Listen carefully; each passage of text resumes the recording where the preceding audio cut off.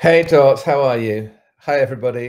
Hi everybody. Welcome to a new Hi Cyber Goddess and Hi Knowledge is Power. Oh, that's very kind of you. Yeah, I've been a little bit busy. I'm in, guess where I am? Anybody who can guess where I am, I might give you some special moolah. I'm just trying to see if our guest is ready today. So I'm very excited. I'm not in Antarctica. I'm in a warmer place, a much warmer place. Hi, Jeff. No, Rebstein, I'm not in Cyber Goddess. How do you know that? I am in Los Angeles. Yes, I am indeed in Los Angeles. It's 7:30 a.m. here. It's 3:30 p.m. in London, 4:30 p.m. in continental Europe. And our guest is on Eastern time, I believe. And for our guest, it's 10:30. I'm delighted to bring on in a second Danielle Sabalski, who is an expert on all things medieval. So if you love history, like I love history, and you want to nerd out, she has a really fascinating way of talking about history. So let's bring Danielle along with without further ado. Warmish weather, knowledge is power here, not in Barbados. Not proud mom, I'm in. Hey, there you are. Hey, there I am. How are you? I'm good. How are you doing? Yeah, it's great to see you. Is this, I guess this is a little bit different from the normal podcast experience that you do. Yes, just a little bit. Just a little bit. People don't usually quiz me on my own podcast. Oh, well, yeah. So, Danielle, I know everyone's very excited to do the quiz with you, but firstly, let's start talking a little bit about you and your special area of interest. Would it be fair then to say that the medieval period is a sort of special area of interest for you? And also, I'm interested in how you would define where that period starts and finishes, because I'm like, it might be a bit vague on the edges for me. Am I right to be a bit vague about it? But tell me. Yes, totally. Because not even historians are all on board with what the edges of the Middle Ages are. So we're looking at, for me, around the way that the Roman Empire has receded from Europe. So I don't want to say that it fell because it actually moved to Byzantium. So around 500 to around 1500, which is the time of the Reformation. So that's how I define it. And in terms of like studying the entire 1,000 years, I really skew towards the end. So my favorite century is the 14th century, and my specialty is really England and France. So like you can't know everything about all the continents in that entire millennium. So that's kind of where I end up working in a niche.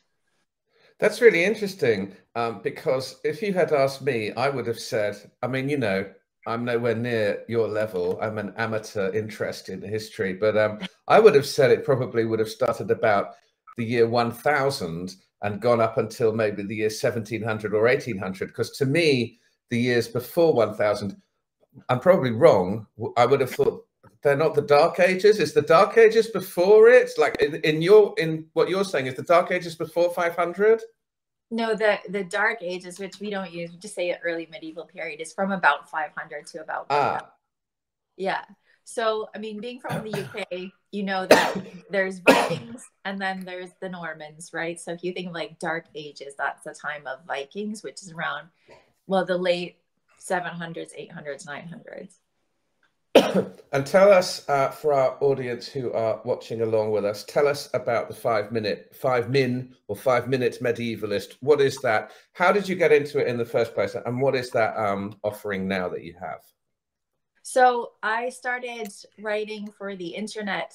I started a blog called The 5 Minute Medievalist when I was at home with my first baby because I needed to do something for my own mind, you know. So I started to write about the things that we want to know about the Middle Ages and we often get wrong about the Middle Ages. So I think the first post I ever wrote was that people didn't think that the earth was flat. And so that was in probably 2009. And then that blog, I was kind of putting in a little bit of effort every once in a while, and it got picked up by medievalist.net. And then I started to write more regularly for them. And then that expanded into books and a podcast and all that stuff. But I started out just trying to make medieval history interesting and accessible and not intimidating, which is why I started out being the 5 Minute Medievalist. The idea was to make anyone a medievalist in 5 minutes, but then that kind of stuck to me. Yeah, and I think that's what's really super interesting about what you do, and everybody must look it all up because you cover what people might think is a dry period, but you kind of bring it up to date and you make it relatable to the world now. So we'll talk in our quiz about things like dating. We'll talk about things like monks and what we might learn from them. We'll talk about manners, and we'll talk about like food, all those sorts of things. Just before, I've got a couple of comments from the audience already, but just before I look at those, I'm wondering, I have this concept about why you called it the 5-minute medievalist. Tell me why you called it that specifically and not the 5 hour or the 5 or 1 hour. Why did you call it that? Because I wanted it to be quick and easy, because I think that when it comes to history, people will go to the shelf and they'll see like books that are huge, and that's intimidating. People are like, I don't know that I have that time to invest in it. I don't know that I want that much investment in it. And often when people are looking for information about the Middle Ages, they're kind of targeted, like what you're saying. Like they watch Game of Thrones and they want to know, are people actually eating that stuff? And so I was doing it in small bites so that people would be able to access that. And my books are kind of written in that same style, where you can just come in and read a small section or read it cover to cover. Okay. Proud Mom in the audience says that she lives in Kent, which is steeped in medieval history. And she graduated in Canterbury Cathedral. I graduated also, Proud Mom, in Canterbury Cathedral. Have you been over to England much then for your work or for research, or to France, Danielle? I have been there, and it's funny because I actually spent that sort of gap year time. I was trying to figure out what I wanted to do with my life, and I didn't realize I was going to be a historian. So I was living in Scotland and totally missed that opportunity to see all the historical stuff, because I didn't know that was the direction I was headed in.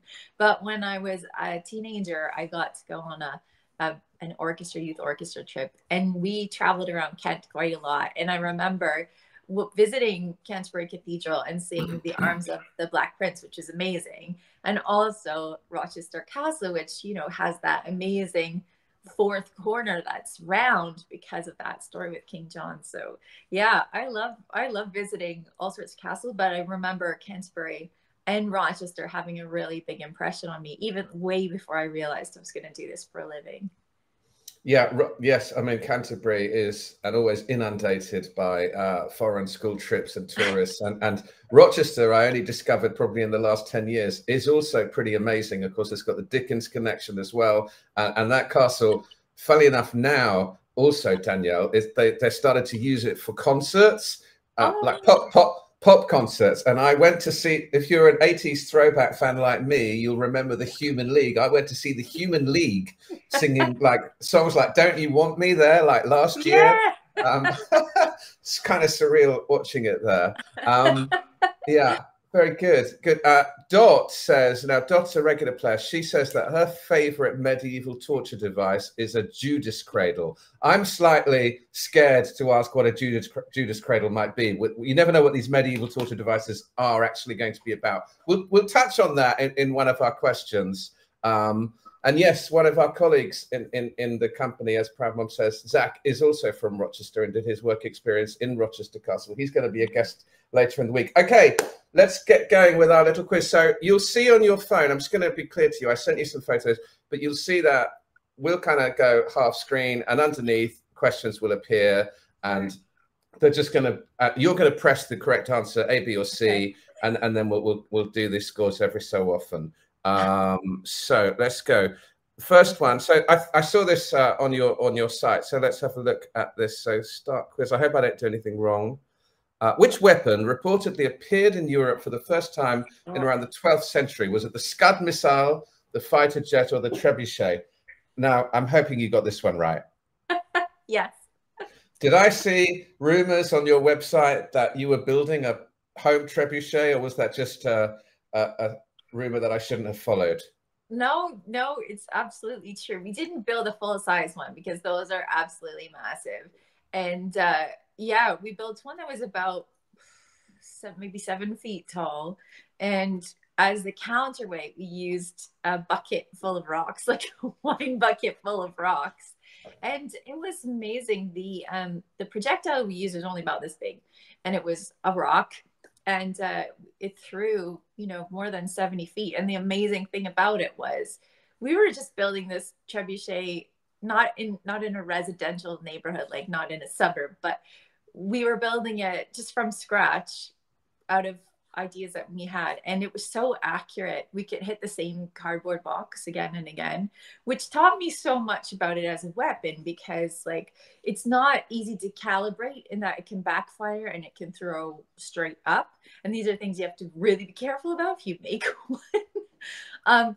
Because it can go straight up and come straight back down on you, but once you calibrate it, it's super accurate. So when you think about trying to get through a wall, if you just hit the same spot over and over again, you know, it's eventually going to work. And so it was really an eye-opening experience. Yeah, I did actually build one. Dot wants to see a small trebuchet. Hang on, Dot. Actually, Here we go, Dot. There you go. Yeah, wow. So that's interesting. So its primary purpose was to basically disrupt the wall, and it was sending in like what I might call a cannonball or a rock or something. It wasn't sending in like boiling oil or arrows. It was just sending, and it was primarily to knock down the building rather than to like, and then they could go in and attack rather than to like specifically kill people. Yeah, at first it was meant to throw over the walls. So then you could throw something that was incendiary or something that might blow up and set fire to the wooden buildings within the walls. But you can also use them, depending on how big you've built it. You can use them to actually try and break through the walls, because, you know, if you hit the same spot, it is a lot of weight. So that counterweight that we're talking about tended to be about 2 tons. So that is throwing with a lot of force and a lot of speed. So it's a pretty impressive weapon. And was there a, like, we'll move, I'm not going to be this long on every single question, but I'm just interested. Did it last for a number of centuries, and was there then another development that kind of came along to supersede it? Yeah, I mean, nothing was better than that until the cannon. And then the cannon arrived probably earlier than most people expect, in 1300s. So that was better. And you'll notice that the walls get smaller in castles because people are just blowing through them with cannons. They're not trying to throw things over, so you don't have to worry about the trebuchet. But if you come back around to Rochester Castle, that wall, that round wall corner that was built later, was built because of the trebuchet. So when a trebuchet hits, it's easier to defend if you have a round wall, because it distributes the impact a lot better. So when it was rebuilt, that fourth corner, Rochester Castle, it was rebuilt to be round to defend against trebuchets, which I think is fascinating. Okay. Yeah, and of course then I suppose cannons had another advantage, whether that happened in the 13th or later, that they could be used in naval warfare. Yeah, I guess. Whereas a trebuchet, they might have tried it, but it feels a bit awkward. It is a bit awkward, yeah. And you'd be trying to throw over the walls for sieges that are taking place on the water against a castle on the shore. So they use that a lot in the Holy Land, for example, trying to get past those fortresses. Okay, good. Okay, so Dot was talking about medieval torture devices. I'm not going to ask about that, but I am going to ask for question 2. Let's have a look at this, which is about another practice. And by the way, Danielle, I should have said at the beginning, you'll have to excuse any errors I make in my historical time. Some of the questions later on are a bit outside of the medieval period, but let's give, you know, we can give me a little bit of slack, or even any mistakes you can tell me. Best Ken says he wants to develop a milkshake called Trebushake. I wonder how that would work. We're kind of thrown into your voice. Okay, here we go. Question 2. What was the medieval practice of assessing someone's guilt or innocence? Trial by numbers, trial by despair, or trial by ordeal? I know you probably know this, but what did you put, Danielle? I put ordeals. Yeah. So what kind of ordeals would they do? And this seems like just such an alien thing to us now, I suppose. Well, it's interesting because ordeals ended up being outlawed by the Pope, right? Because not only are they pretty awful, but you're testing God, you're calling God down from his throne and being like, we need you for something that really is not all that important. So the Pope actually outlawed ordeals, but some of them are ones that you would hear of, like if you had a cauldron of boiling water and they put a rock in the bottom, you had to reach down and get it. And, you know, depending on how those wounds healed, it would show you if you're guilty or innocent. And so the one that people think of the most, I think, is that trial by water, where a person is dropped into the water. And if they sink, then they're innocent. If they float, then they're guilty. And so this seems like a really dumb idea. But you have to think about it in medieval terms, where for an ordeal, one of the reasons it was outlawed by the Pope is that it had to be blessed by a priest, right? So this water, they would make a special like place to put people in for a trial by ordeal, and they would bless that water. And so if a person floated, that meant that that holy water was rejecting the person. And if they sank into it, it meant that the holy water was accepting the person. So while it seems backwards, if you think of it in theological terms, it makes a lot more sense. Not that I want to be part of it, but you know, you have to think in the culture of the time. But it's still a lose-lose situation if you're the kind of person on trial, as far as I could see. Yeah, I'm floating, but now they all think I'm a witch, or I've put my hand in this water and my hand's melted. Yeah. Well, I mean, and you could cheat the system, right? If you had good salves and stuff, then you're going to heal a lot better. And actually, this might be strange to people, but like sometimes they would have plea bargains so that you had a criminal who was already being detained, and if they wanted to get out of jail free, they would be a champion for somebody who was doing a trial by combat. So there's lots of ways to get around it, which is another reason why the Pope in 1215 was like, enough of this stuff. It's not a good way of deciding innocence or guilt. And so usually people went to a jury trial. Right, I see. Yeah. You talked about the Pope, and when we think about manners, I wonder how, because of course, you know, in medieval times, I would imagine they had like a feudal system, and you had like monarchs somewhere, like monarchs being at the top, the kind of absolute monarch, and then the aristocracy, and then various categories. So question 3, I might have made a mistake with the number of the king, but don't worry about the number of the king. Okay. Question 3, according to a phrase attributed to Louis XVIII, what is the politeness of kings?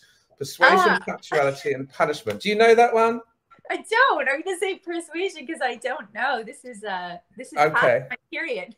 Okay, yeah. There'll be 1 or 2 past your period. It's actually punctuality. But I'm interested to know whether how important, you know, the whole notion of etiquette as we have it today, or manners as has developed since the medieval times. Was it very much a top-down thing from the royalty? Were the royals taught how to behave in a certain way? Was the court mimicking them? I'm interested in that topic.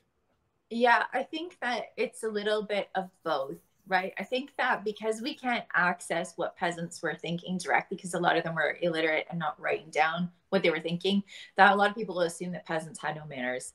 But if you look across cultures today, it doesn't matter where people are from, they don't want to be discussing at the dinner table, right? So I do think that everybody is trying to have their, well, I know that people were trying to keep their hands clean. They were washing their hands and trying to have good manners at the table. But if you think about like fine manners, like which fork to use in today's world, you know, we don't necessarily know that unless we look into that. So when it talks about like fine manners, like what you should do with your napkin once you're finished with it, that kind of thing, I think that's top down. But I think that a lot of that stuff, like not talking with your mouth full, not putting your elbows on the table, I think that stuff is kind of ubiquitous. I wanted to ask you about that. One, I mean, I get why not talking with your mouth full seems pretty obvious, and that's lasted. But like, you know, my mother always used to say, take your elbows off the table. And I was listening to you talking about that topic on somewhere else. Am I being silly? I couldn't figure out why. Why is it bad to have your elbows on the table? I think that there's 2 reasons for that. And one of them is that you're going to knock stuff over. And in a time when people don't have, you know, OxyClean or whatever to get a wine stain out of linen, you know, that's going to be pretty awful. You get grease stains on it or things like that. So mothers are going to say to their kids, don't put your elbows on the table, because they're going to knock stuff. If you have children, you know they're going to knock anything that's upright on the table. But I think the other reason is in the Middle Ages, people were, you know, unless you're King Arthur, not sitting at round tables. They were sitting along benches. And often, most of the time, they were sharing a plate with a partner. And I think as soon as you put your elbow on the table, you're blocking off that person next to you. And I think that automatically is a little bit rude. But nobody explains why you should keep your elbows off the table, just that you need to keep your elbows off the table. That's just good manners.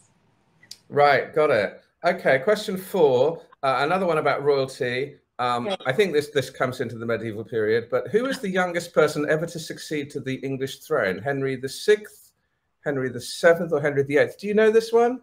I do, yeah. Who is it? It's Henry VI. He came to Yeah, it live is. as a baby. Yeah, and so when we'll do the scores in a second. We'll do the scores periodically. That caught a few people out. Not everybody knew that. I guess, you know, he must have had a proxy or some regent who was like actually ruling until he was, I don't know, 15 or something. Was that the case? Yeah, because well, obviously was too young to do it. And his mother was a French princess. And so he was the union, like he was the result of the union between England and France to end the 100 Years' War. And so nobody really wanted the French princess to be in charge. In other situations, you might have the mother being the regent. This happened in France quite a lot. But in England, like nobody wanted the French to be in charge of England. So you did have regents who were taking care of the baby. Yeah. Okay, good. Let's have a look at the leaderboards so far, and then we're going to move on to a little section talking about monks. Now, hopefully the leaderboard will come up there. Dot, well done. You're leading. Nut Cut Out is 2. Bartholomew is 3. And where are you? There you are. You're in 12th. That's pretty good. Yeah, you know, that's pretty. Yeah, it is. It's strong. I told you, I've done this loads. The best anyone has ever come is 6th. I think if you get top 30, you should be happy. Top 20 is really good. Top 10 is amazing. Now you talk about, I'm going to move on to a small section talking about monks. I'm going to move it along, and I really recommend everybody to go and have a look at your book. Tell us about your book about monks. Just give us a brief overview of it, because I think it's a very interesting topic. Yeah, so this book it's partially about monks and it's partially about wellness. And so it brings together medieval history so that you can learn about monks. And then it brings together modern psychology so you can learn about wellness. So really what it's showing is the ways that monks lived and what we can learn from them and how this has been borne out by modern psychology. So things like having green space, eating the Mediterranean diet, meditating, having a community, like building that community deliberately. These are all things that, you know, psychology has proven is amazing for us. So it's a way of getting people interested in medieval history, and the people who are interested in medieval history, getting them involved in their own wellness. So it brings these things together.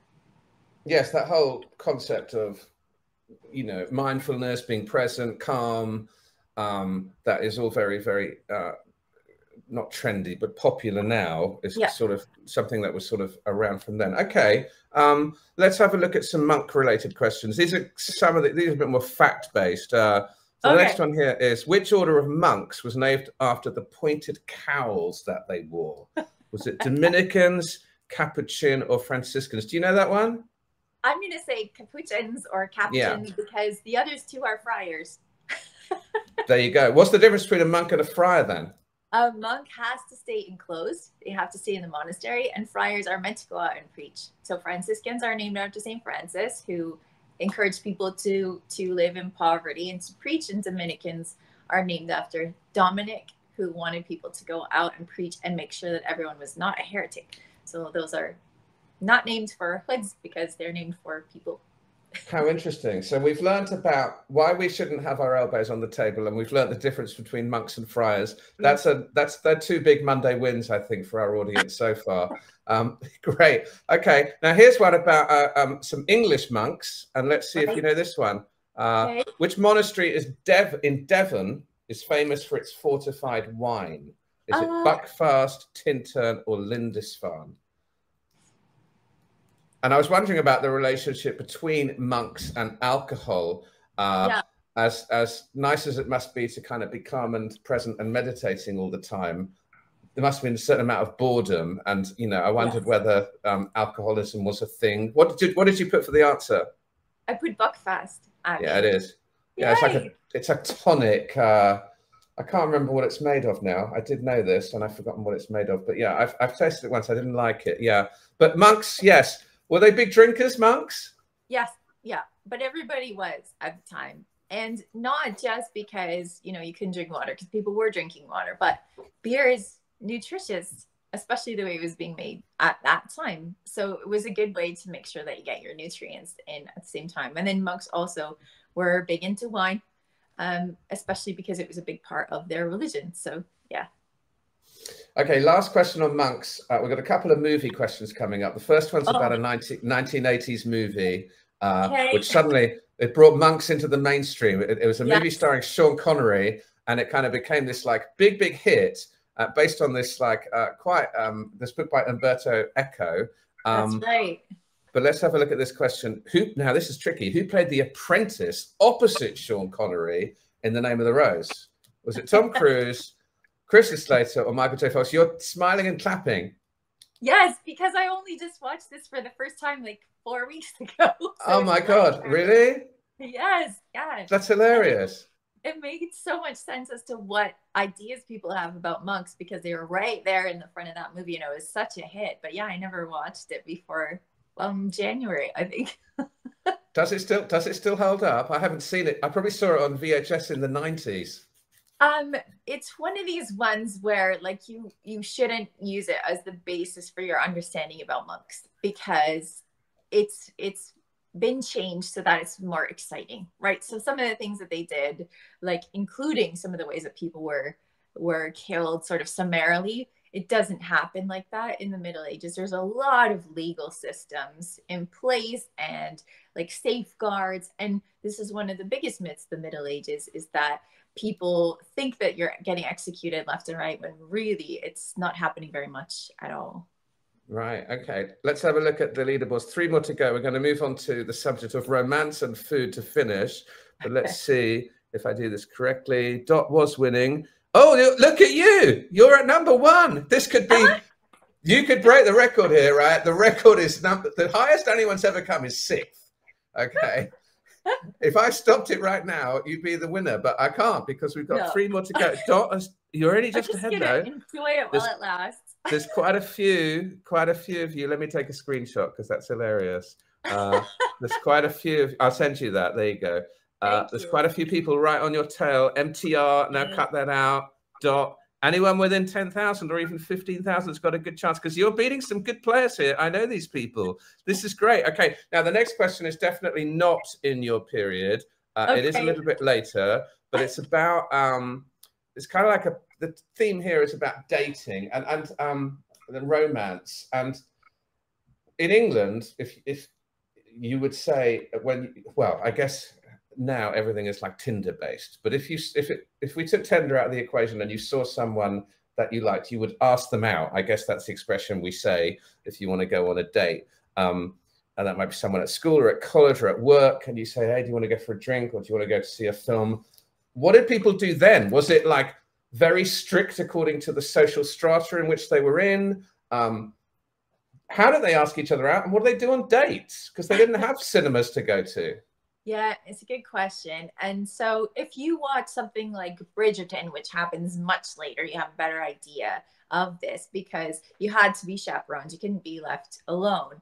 And so like not a lot of people are writing about their dates, but this would be the type of thing where you go to a festival because there's festivals all the time where there's markets and you'd be out in public and you'd be walking and you'd be talking. And for the nobility, you could go hunting together or hawking together because you'd be visible on your horses, but you might be further away from people so you could whisper sort of sweet nothings to each other. But yeah, it's all very public because, you know, you can't be trusted with people by yourselves. And one of the reasons for this, just interesting trivia, by the way, is that if you just said to someone, we should get married, and they said yes, and then if you had relations after that, anytime after that, you were married. So you know, you could accidentally be married in the Middle Ages, which is another reason people didn't want you dating where you couldn't be seen.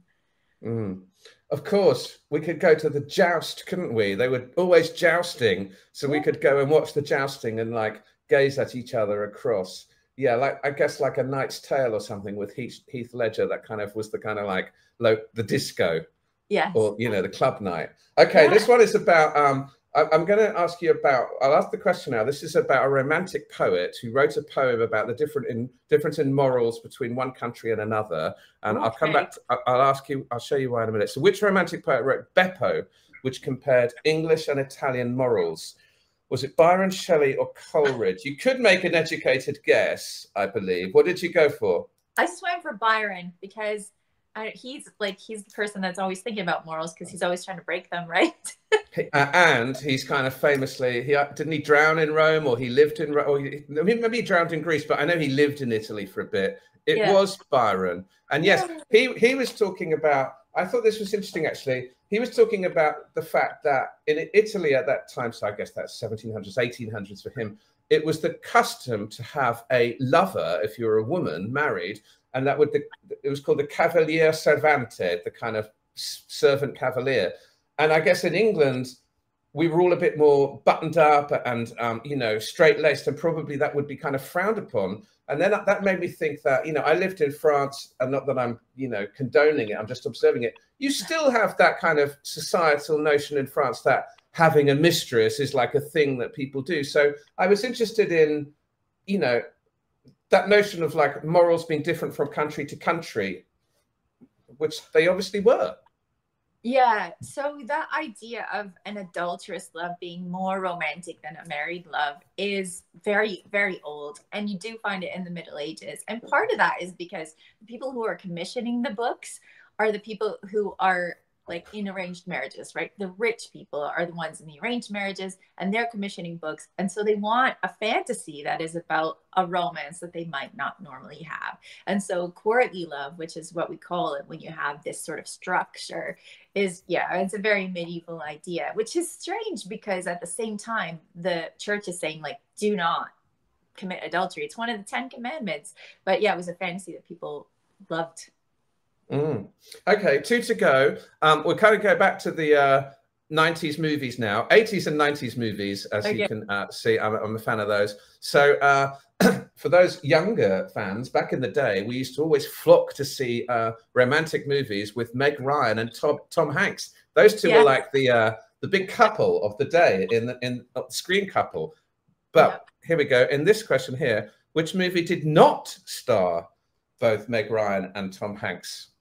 Sleepless in Seattle, When Harry Met Sally, You Got Mail. I think you got this one. What was it? It's When Harry Met Sally, because that's Billy Crystal. Of course it is. I'll have what she's having. Meg Ryan and Billy Crystal, 1987. I wonder if that still holds up. I remember it was quite a good movie at the time. Yeah. Okay. Yeah. Lastly, we're going to talk briefly about food. Last thing about food. We mentioned earlier about politeness at tables and elbows on table, but I believe that am I right in saying that the fork, when the fork came along, people were like, their minds were blown by the fork?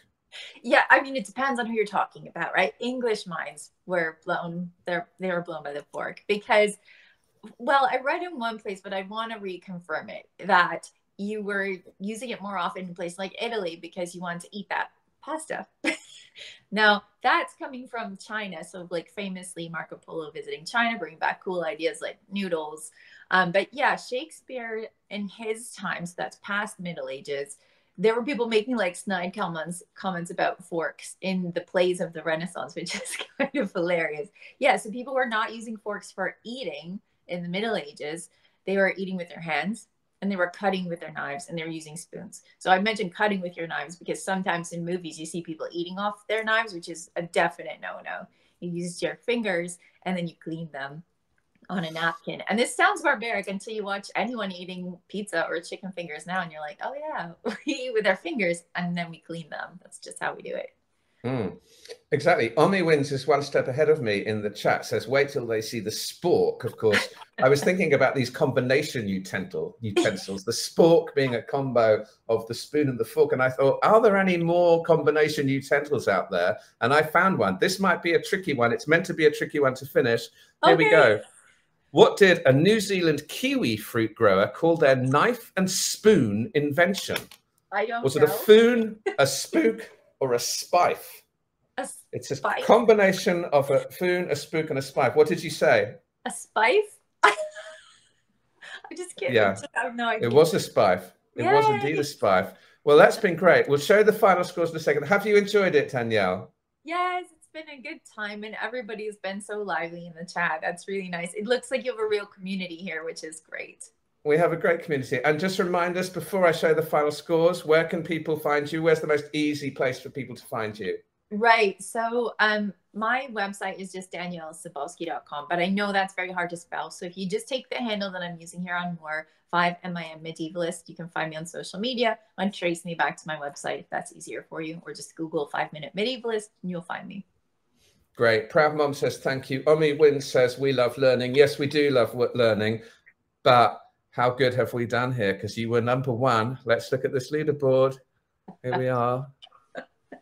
Oh, drum roll, please. Oh, a winner, number one. Incredible. 74,000, beating Andy into second. Now cut that out in third. And there you are. When we met the other day, you were a bit nervous about doing this trivia quiz. And look, you can tell everybody, first celebrity to come top of the leaderboard. I don't know SJP, if I would say celebrity, but person of note, as I like to say. Dot, Anime, Cyber Goddess. Oh, Knowledge is Power says you were the best Can You Beat guest. That's nice. Omni wins, well done for being seventh. Andy says congrats to you. And I'm sure people will be saying that. So that's fantastic. Listen, thank you so much for taking the time. We've run slightly over, but it doesn't matter. I had a really nice time talking to you, and we did learn a lot. So let's keep in touch. And thank you again. And everybody, I'll be back same time tomorrow. Thanks, everyone. Bye. Okay. Bye.